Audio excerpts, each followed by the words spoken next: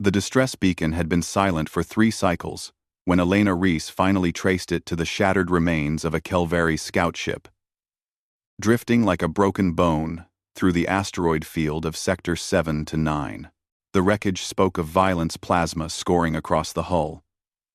Life support pods ejected in panic, and the telltale radiation signature of a reactor breach. No survivors, the initial scan had reported, but Elena had learned long ago that no survivors often meant no one bothered to look hard enough. She maneuvered her salvage runner, the Wayward Sun, through the debris field with practiced ease. Magnetic grapples latching onto the largest piece of hull, the airlock hissed as it equalized, and Elena stepped into the tomb of the vessel, her helmet's lights cutting through the darkness.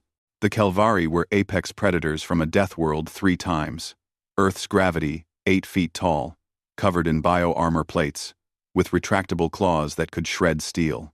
They were respected throughout the galactic community, feared by most, and generally left humans alone after the incident at New Sarajevo.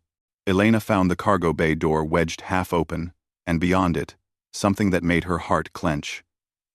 4 small shapes huddled in the corner, barely visible beneath an emergency thermal blanket. Their eyes, 6 eyes per cub, arranged in 2 rows, glowed softly in the beam of her light. Yellow. Fear yellow. Not the hunting red of their species' adults. "Oh, little ones," Elena whispered, deactivating her helmet. The air was thin but breathable. "You shouldn't be here." The largest of the cubs, barely the size of a wolf pup, though it would grow to be a giant, bared tiny fangs in what might have been a threat if it wasn't so obviously terrified. Its siblings pressed against it, trembling. Elena knew the stories. Kelvari cubs were never supposed to travel on scout ships.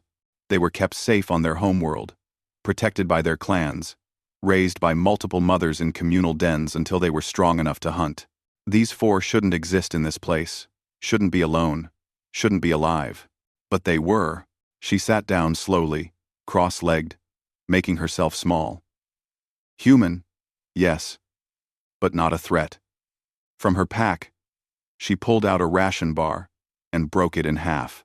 The scent of protein and synthesized nutrients filled the stale air. "Hungry?" she asked softly. The largest cub's nose twitched. Its ears, 3 on each side of its elongated head, rotated toward her. The cubs hadn't eaten in days. That much was obvious. Their bio-armor plates, still soft with youth, were dull instead of lustrous.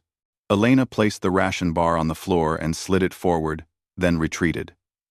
The cubs watched her with those 12 collective eyes, calculating in the way only predators could. Finally, hunger won over caution. The largest darted forward, snatched the food, and retreated.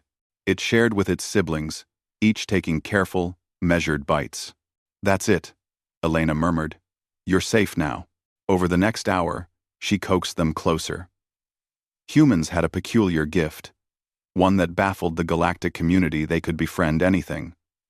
Dogs, cats, birds, even predators that should, by all logic, see them as prey or competition.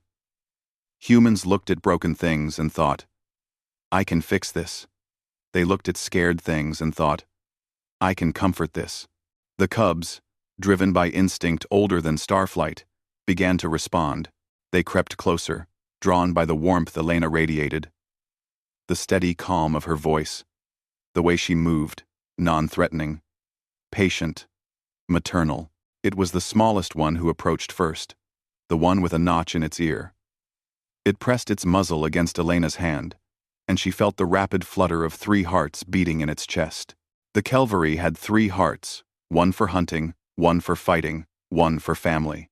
"There you go," she whispered, gently stroking the cub's head. The bio-armor was surprisingly soft, not yet hardened into the near impenetrable shell of an adult. The others followed, one by one, until all 4 were pressed against her, seeking warmth, seeking safety, seeking something their young minds couldn't quite name, but desperately needed.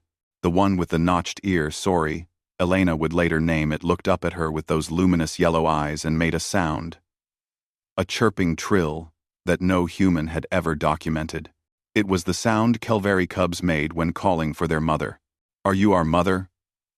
Sori asked in broken standard, the words clumsy in a mouth designed for growls and roars. Elena felt something crack open in her chest. She thought of Earth, of stories about wolves raised by humans, of humans raised by wolves, of the strange and beautiful truth that family was never just about blood or species. She thought of her own mother, lost to the stars years ago, and the empty place that loss had carved in her. She looked down at these 4 impossible survivors, these cubs who should have died in the cold and dark, and she smiled a human smile, warm and sad, and full of fierce determination. "Near enough," Elena said, and gathered them close. The wayward son limped back to Outpost Jericho 3 days later, reactor running on fumes. Life support stretched to accommodate 4 growing Kelvari cubs, who ate more than Elena had anticipated. When she docked, the station commander, a grizzled Centauron named Vec, took one look at her passengers and reached for his sidearm. "Those are Kelvari," he hissed. "Predators. Killers." Elena stepped between him and the cubs, her own stance shifting into something protective and dangerous. Humans were not apex predators on their world, they were persistence hunters, pack animals. And that made them something far more terrifying when their family was threatened. "Their children," she said quietly. "And they're mine." Vex stared at her, at the 4 cubs huddled behind the human woman, at the way they looked at her with eyes now tinted green, trust green, family green. He holstered his weapon. "You humans," he muttered, shaking his head. "You'd adopt a supernova if you thought it looked lonely." Elena smiled and placed a hand on Sori's head. The cub chirped, happily. "Near enough," she agreed.